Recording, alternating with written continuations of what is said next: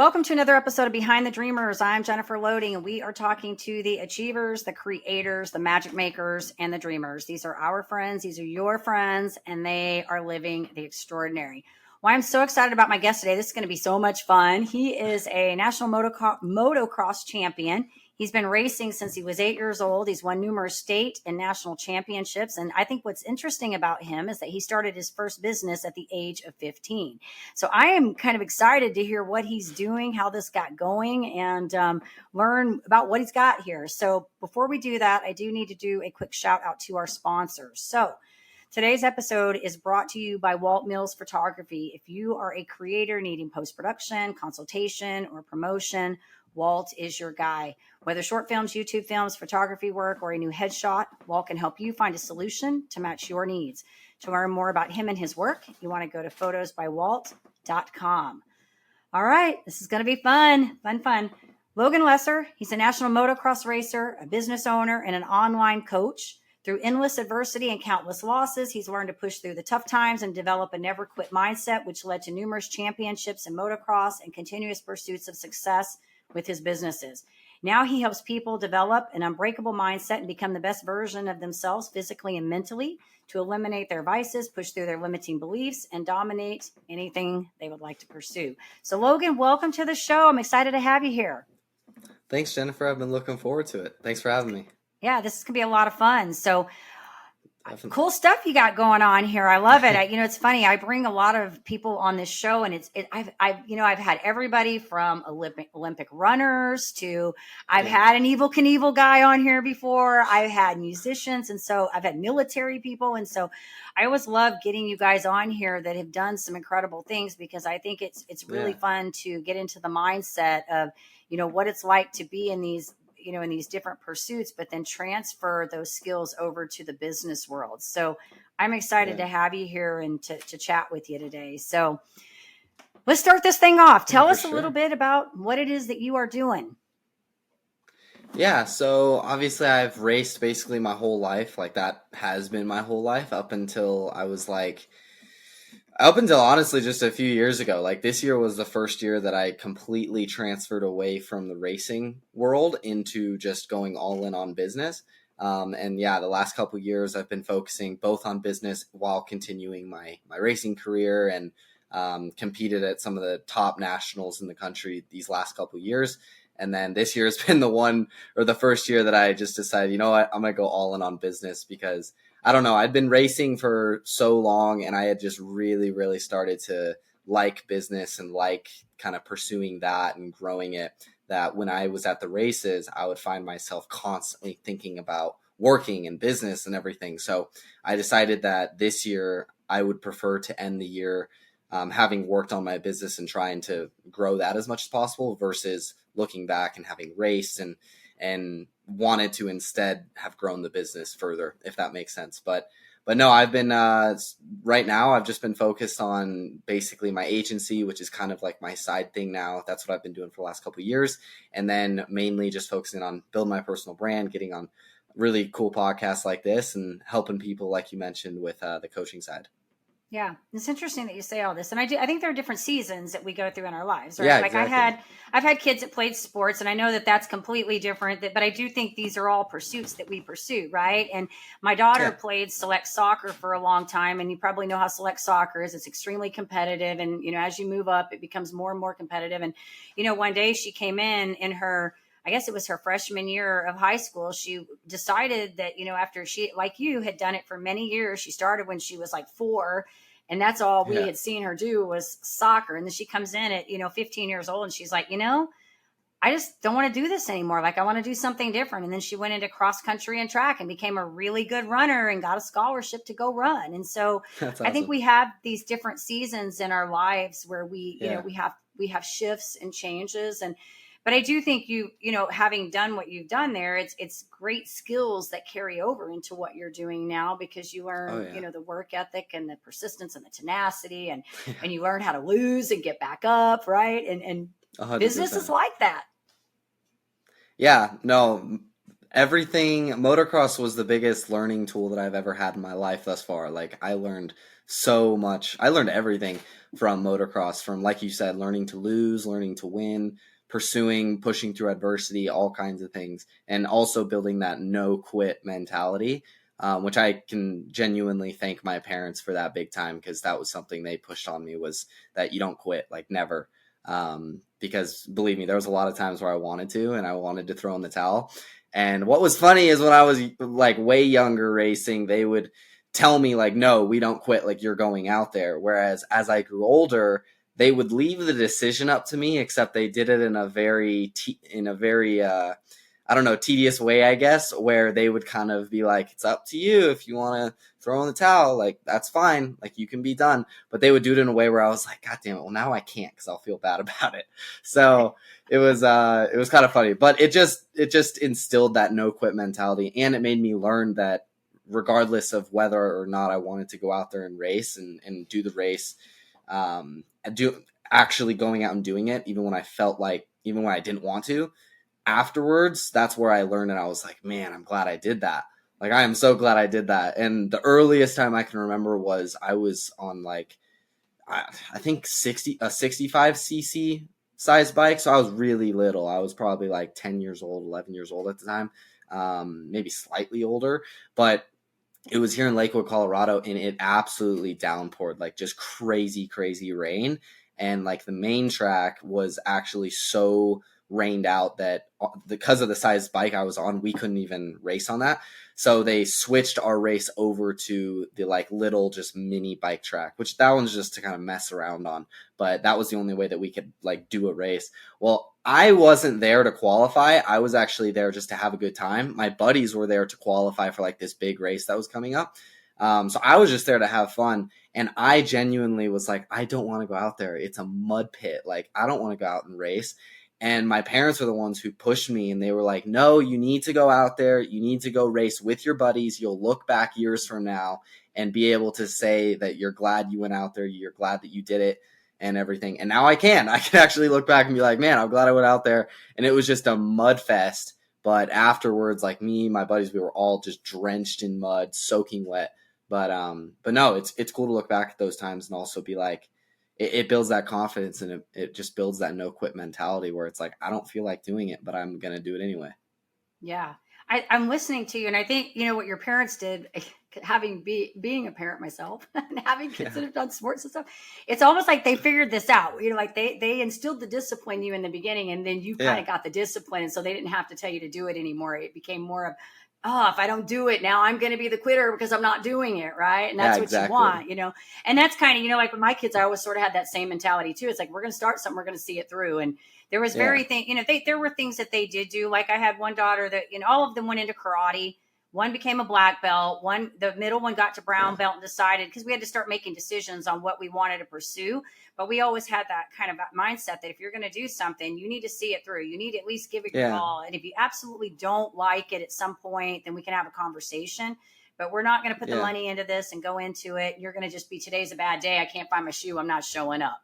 And I bring that up because we had those moments. We had the moments where the soccer shoe wasn't found or the socks weren't right. And they're like, I don't want to go. And you're like, you're going to find those shoes. You're going, Yeah, exactly. So it's great. Yeah. It's great. No, it's such a valuable, not skill. It's just valuable to instill that discipline. And like you said, over time, it just builds to where that becomes who you are. Like, you just can't quit. Like, that's just, it's breaching your standards of the person that you are, Right. And people always say, like, you won't live up to your goals, but you'll never breach your standards or something like that. So it's kind of like that. It's good. So I have a quick question for you, and then I want to talk about your business a little bit, but I want to ask this because this is such a cool thing you've done. So when you were a little kid, were you like just on the bike? Like, I'm talking, because you started at 8. So before that, were you like hopping on the bike and you were like, how did this happen for you? Because I feel like this is like, it had to be something that like your parents were like, we're going to put them on this thing. You see these videos of little kids on these bikes and stuff, right? Like, they just put you on there and you're like, oh, this is my thing. Yeah, well, technically, I always share this. I was technically on a bike before I was born because my mom did a national race while pregnant with me. So, which is kind of funny to say, but But yeah, no. And then I think I started riding at like the age of 2, and my parents were still racing at the time. So they like I just fell in love with riding. Like I just loved it. I was always at the track. Like there's these little toy dirt bikes that you can play with, and while they were out on like racing, I would be back at the trailer like building a in the dirt and in the sand like a little track to play with. And then obviously as I was able to ride, I just kept riding, kept riding, kept riding. And then eventually, just because they were racers, they got me into racing, and I just fell in love with it. And I mean, I did a lot of like the main team sports out there, like basketball, soccer, baseball. Like I did all of those. The one I like went the farthest with was basketball, which I mean, I didn't go far with it at all, but that's the one that I like stuck to for the longest. Yeah. But I just learned, and it was one day I literally came back from practice and I was like, Mom, I don't want to do this. Like, I don't like team sports. I just don't like it. Like, I don't enjoy it. So I personally have always liked the individual sports, like the racing motocross. And then aside from that, I love like skiing, snowboarding, wakeboarding, mountain biking, like all kinds of different things. But just having that individual factor. Yeah. And you're in Colorado, right? That's where you're at? Yeah, Great which is place. great because we've got about everything except Yes. for surfing because we don't have the beach. But Yeah. we got everything else. We have family there. Well, and my husband's an ultra marathon runner, so I mean, I get all that. That's why, and I think it's interesting that you brought your parents up because definitely there. I thank you for sharing that because there's some influence there, right? Like your family's probably pretty active, and that's how my husband's. We're both runners, and my husband's been an ultra marathon runner. He's actually done the Leadville 100 in Colorado before. So, Oh wow. Yeah, so he's done some pretty crazy things too, and I think that everybody. It's funny. All of my kids have done mostly individualized type sports. They've either been in cross country or track, or they've done, karate, or my son they did play soccer. My daughter did do soccer, but ended up going in cross country track. My son did a little bit of that, of lacrosse, pulled out of that, went into cross country and track. So I get it. And I can totally understand the individualized sports. So, well, good for you. That's awesome. And, what a cool story that is. So tell us a little bit about what you're doing with your clients, because obviously that's the important part here. You're building this brand. You're trying to get out there and get known for what you're doing and carrying your talents over. So tell us a little bit about this agency and what you're doing. Yeah, so the agency is what I've been doing for the last couple years, just a marketing agency, nothing too exciting.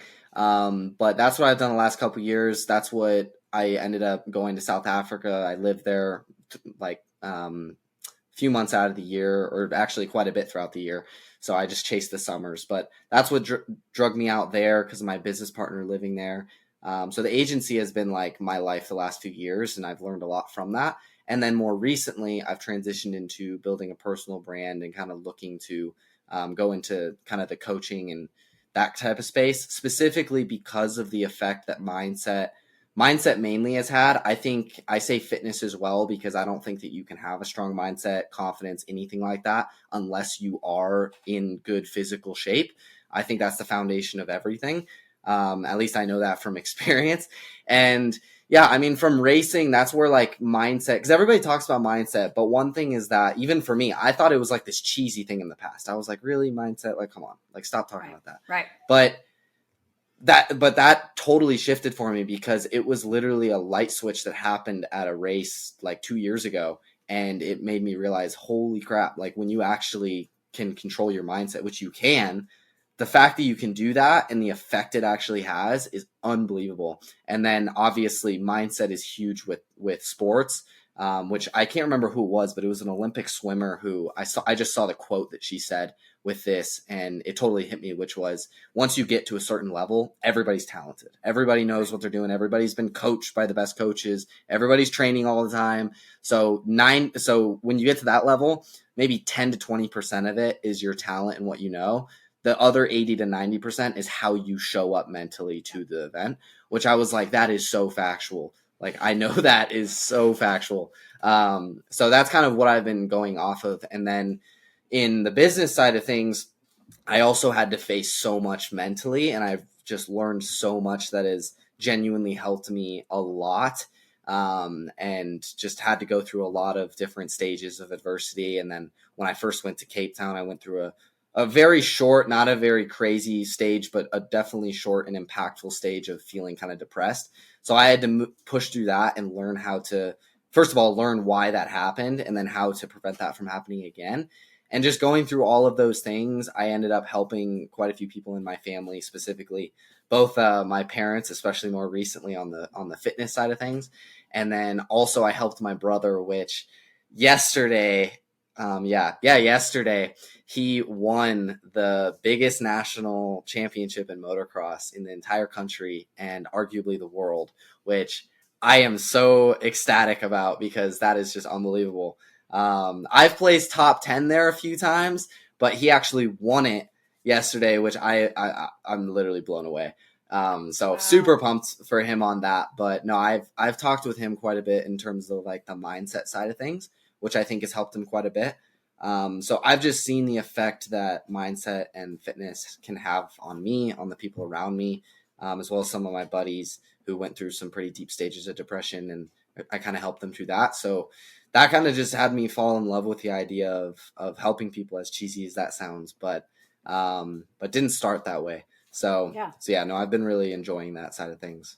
Yeah, it's interesting. Well, and congratulations to your brother. Wow, I'm gonna have to look this up. So congratulations, that's huge. So and you guys all sound like you're just a very active, successful family, which I want to touch upon all that. A couple things you said. One about the physical and the mental. And yes, one of the things I talk about with my clients all the time are these 4 domains in our life that we have to meet in order to live like this, what the 2% we talk about, a fulfilled life, right? And one category is your health and your well-being. And I believe, and I tell my people all the time, out of the 4 categories, they're all important, but the most important category is the health and the well-being. And that includes your mental and your physical health, because they go together, right? And if you think about it, like, how many people do you know that are successful, right? They make a lot of money, but their health is falling apart, right? Or they're miserable, right? Or maybe you're healthy, but you have so many insecurities that you can't function in life. And so that is probably the part that I emphasize. And having been, kind of I don't want to say an athlete like you, but I'm a runner. I've done marathons and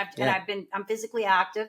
I value the importance of being healthy, not just physically, but mentally, because they have to be together. Yeah. And to your point about showing up mentally, I've told this story many times. There was many times, I don't race near as much now as I did. There was a period of time between like 2014 and 2018. We were racing like almost every weekend. We were at a half marathon, or my husband did like multiple times where he did 3 marathons in a row. Like he'd do a Friday, Saturday, and a Sunday marathon. So you're talking like 60 something miles, right?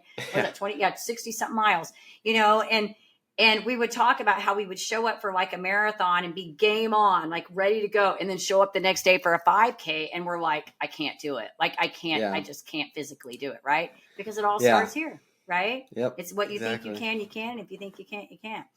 But one other thing I wanted to mention, I had a Dawn Grunnagle. She was an Olympic trial qualifier. She lives here in Dallas. She trained my kids, both my youngest runner. She's she's had a baby, amazing woman.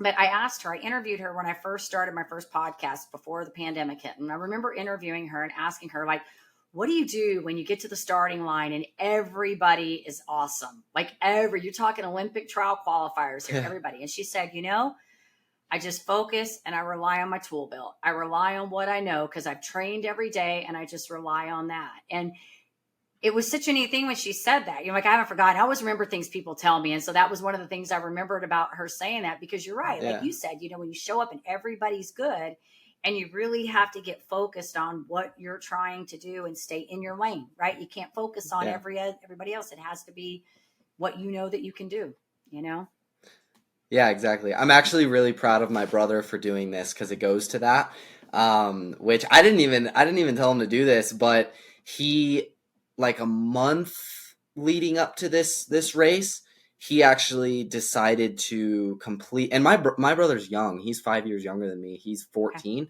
but he decided that like a month or a few weeks before this race that he just won, I think he deleted his Instagram, not his account. He deleted the app off his phone, specifically because he didn't want to see his competition and what his competition was doing, specifically because he didn't want that to get in his head and think like, oh, they're doing this, oh, they're doing that. Like, he wanted to focus on himself and show up to the race knowing what he's done. And I thought that was brilliant. I thought that was really, really cool that he did that, which him and I had a really, really good conversation a few months ago that I think impacted him quite a bit, which we can definitely go into. But one thing that I wanted to mention in terms of like the effect mindset can have is about, I think it was 2 years ago, if I'm not mistaken, I went to this same race. It's called Loretta Lynn's, but it's the biggest national in the country. And like, there's so many, you have to go to an area qualifier somewhere around the country, qualify there, and then you have to go to a regional and then qualify there in order to actually qualify for this big race. So it's like, it's difficult just to get there. And then basically once you're there, it's you against 41 other people. Well, in your class at least. Well, I went there, and obviously there's all this training, all this preparation that leads up to it. My very first race, because at Loretta Lynn's, you'll have, if you qualified in both classes that you can do, then you can have a total of 6 races. So throughout like the event. And my very first race there, off of the start, I got into a really, really big wreck, and I didn't even finish my first race there. And to be honest, it wasn't even the factor of me not finishing. It was actually how scary the wreck was, because the start is probably the most dangerous part of the whole race, because it's literally you and 41 other people going like 40 miles an hour into this one corner on these machines that are so big and so powerful. And I think I remember, like, I was just coming in and these kids ended up wrecking over here, and then it just drifted out to me. And I think that one kid's like bike just came flying into me and I got hit. So I didn't finish that one, but going into the next races, I was genuinely, which I don't think this is the right mindset to have, but it just shows the power of it. I was so terrified going into the next races. I was so scared of that happening that I had the mindset of, I have to get off the start first. Like, I have to get off the start first. And for every single race for like the rest of the week, I ended up within like the top 5 guys going into the first corner every single time. And it was because like I was genuinely so terrified of that happening again that I kind of had that mentality of like, I have to get out in front first. And it was kind of that thing of, well, what if you don't? It's like, no, I don't think you understand. I have to. Like, it's not a question. So that was one thing that was just something that came to mind, of just the power of mindset. There is kind of, I just had no choice. Like in my head, I was like, I have to get out front. Yeah, isn't that crazy? It's just crazy though. There's a guy, a KMF Awesome. He's a boxer. He's a southpaw boxer, professional. He did a documentary on Netflix. I interviewed him. His show's actually coming out this week. Incredible guy. You got to catch that episode if you don't, because he's just amazing. Yeah. He was talking about this. He took up boxing because he didn't want to get beat up. Because he didn't want to get beat up, and then he learned how to. He learned the formula. Like it became, now it was like, don't die. Just don't die. Like, right. Like you gotta fight to not die.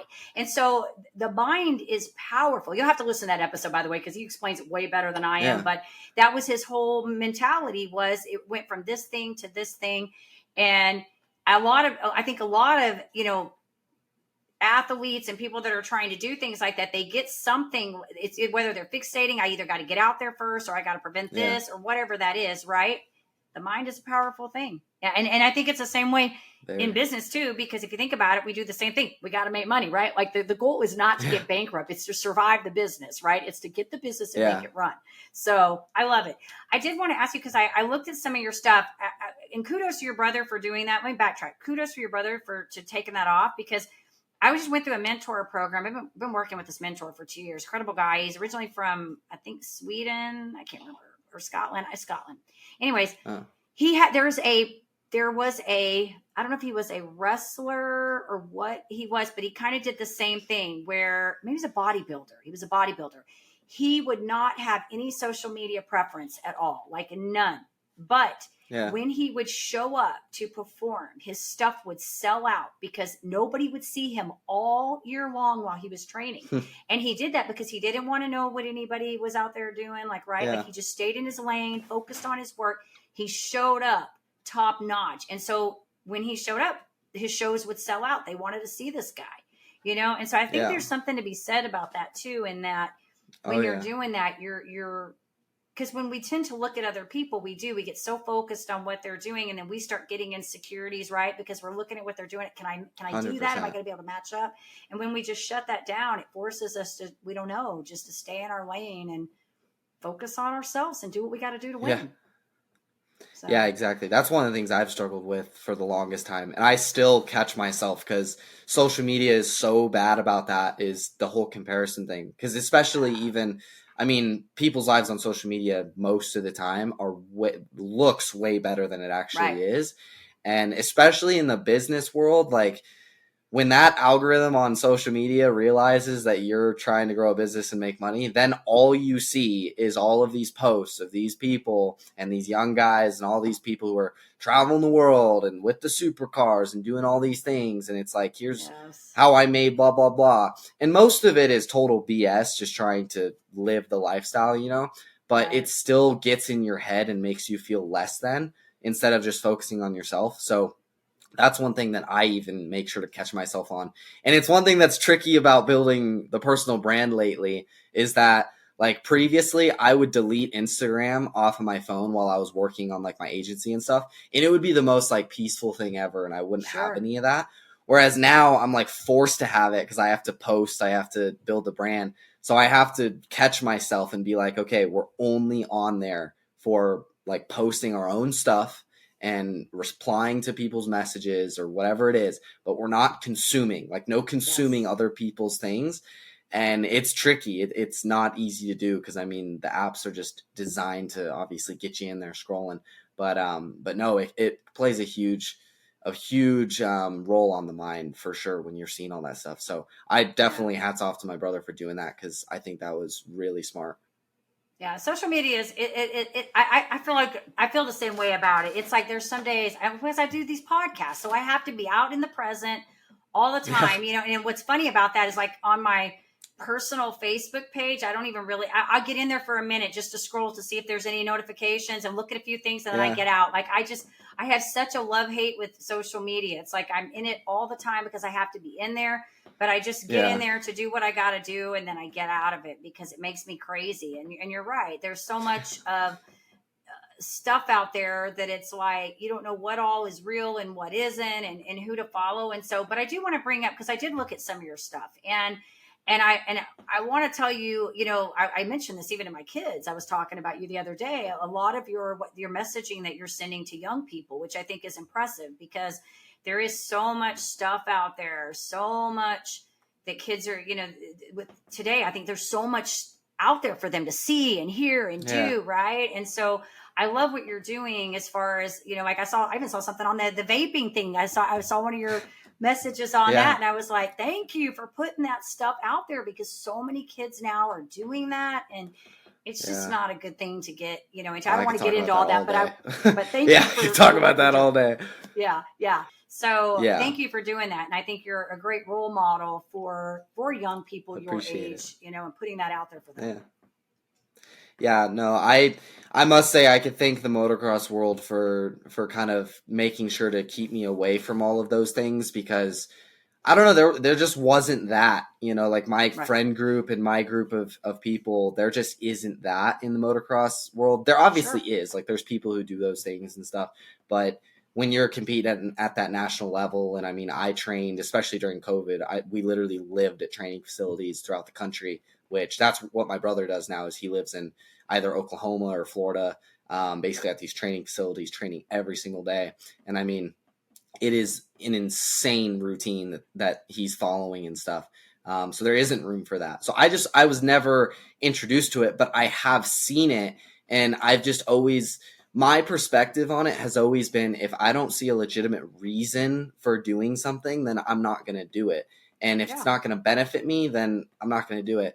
And especially if it's something that I already know is genuinely horrible for me, Yeah. such as vaping, smoking, drugs, whatever, if I look at it and I'm like, okay, I know this is really bad. Is it going to help me? And if the answer is no, which it is no, then I'm like, well, why would I do it? Like I've had people approach me. I've had my buddies ask me like why I've never done it and if I'll do it. And I sit there and I'm like, why would I? Like Sure. why would I genuinely? Like I love my situation right now. I'm in good physical shape. I'm leveling up every single day. Like I like what I'm doing. I actually, as cheesy as it sounds, like my life. So why would I do something like that, which is simply an escape from reality? And for teenagers, it's about being cool. It's about Right. doing the cool thing. which I can genuinely say that winning national championships in motocross, traveling the world and building a business is a hell of a lot cooler than sucking smoke out of this stupid little pen. Like, that's way cooler. So I've just never understood it at all. And yeah, I just push that message. And even my brother, he's never done any of those things. I believe that he never would, especially because of just me and the way that I've approached that stuff. But if I ever did hear that he tried something like that, I would smack the shit out of him. You'd be all over it. Yeah, I'd be like, no. Which actually, I did have a role model who was like that. He's basically like my brother, Trevor, but he's like 30 now. But he used to be he was my original motocross trainer and probably like taught me the most in terms of that, arguably. But he, when I was young, he trained me when I was like 11. We'd be driving to the track and he would be the one who'd tell me, listen, Logan, if I ever hear you try something like that, I will beat the shit out of you. And he'd say it in kind of a fun way, but I mean, even at that time, I didn't care, but it just instilled it in me of like how stupid it is, you know? So it just you can't be at your A game if you're doing that kind of stuff. I get that too, when you're competing, and I mean, and really, you know, because I don't do this stuff either, so I'm with you on that. But I think it's great that you're spreading the message to young people, because you and even aside from your business, you're talking about building your brand, and you are a role model to the youth your age, because you've competed, you've done some great things, and you've got a great message. And I think it's important for young people to hear that. So you need to keep doing that, even if you don't like the social media. I think you should keep doing that stuff, because I think it needs to be. People like us, if we say it, we're the big people, right? Like, we're the parents, and nobody wants to hear the parents. But people like you have a chance to come in and say, hey, you know, this is maybe not cool. Maybe this is cool, right? And it reinforces what we're trying to say, because, you know, it's funny, you know, when I talk about these podcasts that I do, you know, my role, you know, what I'm doing here, it's all about inspiration. It's about showing people that they can change the trajectory of their lives any day that they choose. Yeah. It's giving you guys a platform to talk about your stories, right? But ideally, what we know is that it's hard to get adults to make change. We have the ability to impress upon youth and help them make more change than we do adults, right? My thinking is, if I can get an adult to kind of change their perception, then they have the ability to go change maybe their children or the people around them. So I think it's great when you have a young person comes in and has a message. And I love getting, you know, I had another young girl come on here a while back. I think she was 21. She started a nonprofit at 18. She was like a 3-time cancer survivor. She has a certain type of eye cancer. But what's so neat is she's now written a book. She's going all over like local news around here. She's working with all these organizations. She's getting tons of exposure, and she's just doing what she loves. But she's young, and she's a great role model for the youth to see, you know, here's a cancer survivor that's living her life and doing great things and making change. And so I think it's fun when you guys get to do that stuff, and then we get to talk about it on here and say, hey, we've got a young person on here now. We get to talk about something cool. So you're doing good stuff. Definitely. You're doing good stuff. No, I appreciate it. So anything exciting coming up for you? I mean, are we doing, I know you're working your business, building your brand, but is there anything coming around the corner that we need to be looking for? I don't think anything in particular. I'm looking forward to going back to Cape Town at some point. I don't know when that's going to be quite yet. Usually I go during the summers, which I was just there for 3 months. Like, I think it was like mid-February through like April or something like that, or mid-May. That's awesome. And then usually I go back like beginning of September through the end of November. But I'm not 100% sure what the plan's going to be. So, but no, aside from that, I will say that seeing my brother win that championship, and I was at home watching the race, it kind of like in my head, I was like, man, I kind of wish I was there, like doing the race. So, I don't know. I've been thinking about potentially like having kind of a comeback at some point. So I don't know if it'll be next year, maybe the year after, but when I do, I'm going to be going all in on it. So that might keep us posted. Come in the future. Yeah, definitely. Yeah. I'll be all over social media. I always say never, because the minute you say, you know, we say we're not going to do something again, and then we, you know, that's why I said seasons. It's always, you know, our priorities change, and, you know, and we have time comes open and we decide to do other things. So we'll be looking for it. Exactly. Yeah, exactly. Because I've seen people even in the motocross world who race and stuff, and then they'll they'll make a post on social media and be like, I can't believe I'm making this post, but I'm ending, or my racing career is done. I'm going into college, blah, blah, blah. And I've just never understood that. I'm like, it's not over though. Like you're still 19 or 20. Right. Like you're simply just going into a different season of life. Like you can come back to it, So I will never say that I'm done racing. I will just say that's not a part. I just don't have the appetite for that right now, or it's just not within my wheelhouse at the moment, but maybe in the future. So yeah. All right. Well, any last minute advice you want to give to somebody young that's maybe wanting to start? So maybe they want to start motocross. Maybe they want to go start a business. I don't know. Any last minute advice you want to lend them? I usually say that I think it's important to understand that everything is in your hands. Like nobody's coming to save you. That's one thing, which a lot of people can get scared about that idea. But I look at it as exciting because it's basically saying like your life's in your hands, like you're in control of it and in control where you're going. So get excited about that. And that means that you can honestly do anything that you want. And I had the conversation with my brother a few months ago where it was like, listen, dude, you're good. You're good at this. And if you really want it, then you can get it. You can go win, which is so cool looking back at that conversation because he literally just won the biggest race. So I was like, I'm going to have a major I told you so when he gets home. But no, I told him that I was like, you can do it. You just have to go all in. Like if you go all in and you put in more work than everybody else, then you will elevate, get better and better and better, and you'll end up making it. So I think those things are really important, and just having a long-term aspect or outlook on things. Like whether you're looking to build a business or get really good at a sport or whatever it is, it's not going to happen overnight, So I like Gary Vee's saying of it, which is understand the macro versus micro, which is understand that things are going to take time, the macro outlook. So like be okay with waiting 10 years before you become a millionaire or whatever it is. Right. But in the micro, which is like day by day, attack it and work as hard as you possibly can in order to still achieve that and get there as fast as you can. So I like those concepts a lot. Good stuff, Logan. Good stuff. All right. So if our audience wants to catch up with you, follow you, they want to check out the social media that I'm talking about, where do we want to send them? Yeah. No, my Instagram is Logan_Lessar. So they can find me there. That's where I'm posting daily, like my daily routines, waking up at 4, going to the gym. And then also just, like you said, those posts where I'm talking about kind of things that I've learned and things that I think could genuinely help people every single day.